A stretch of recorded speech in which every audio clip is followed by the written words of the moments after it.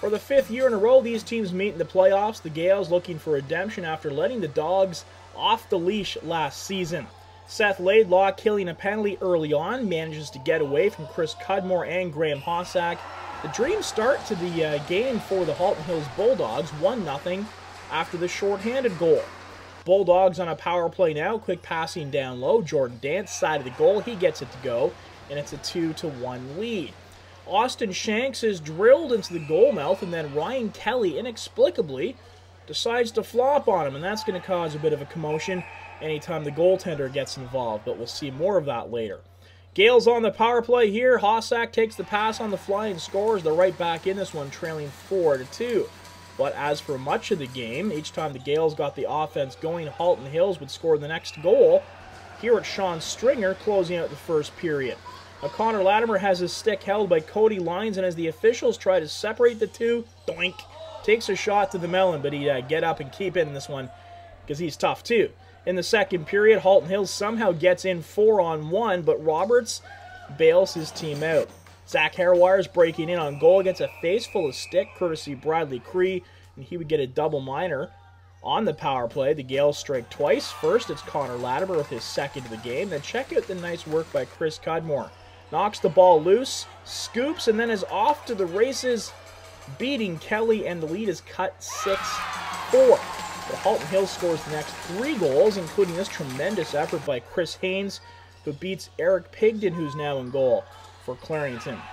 Lucas Perry would get one back and do so in style. Nice diving shot to beat Kelly, who once again finds himself on top of a Gaels player and is in no rush to let him up, so he's stirring some things up here as well as he takes a swipe at another Gaels player. Cudmore in a race here with Jordan Dance, and the feet get tangled up. Cudmore, who was in all alone. The decision is thinking about it. Yeah, we're going to go with a penalty shot, and Cudmore would take it. Going wide, and he hits the post. It's a goal the Gaels certainly would have liked to have. Dominant period by the Bulldogs, finished off here by Luke Laidlaw, who jukes around Daryl Robertson and finishes. Connor Sellers takes Daryl Robertson into the boards here. Lucas Perry is first on scene to object to that. Perry gets 5 for fighting. Sellers a double minor for hitting from behind and the 5. That would send the Gaels to the power play. For the second time on the night, the Gaels would strike on both double minors.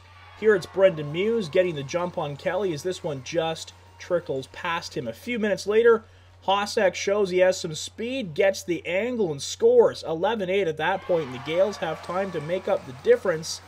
But then came some penalty trouble after that. They could not quite get back into this one, and the Halton Hills Bulldogs play the perfect road game, taking it 12-9 and earning the series lead. This one goes back to Halton Hills on Saturday for Game 2. They outworked us, they out-hustled us, and they did the little things right. Credit to them, they came out for 3 periods and battled. We didn't do it, we didn't have it tonight, so we have to come back on Saturday night, regroup, and go at it again. We just weren't prepared. Mostly the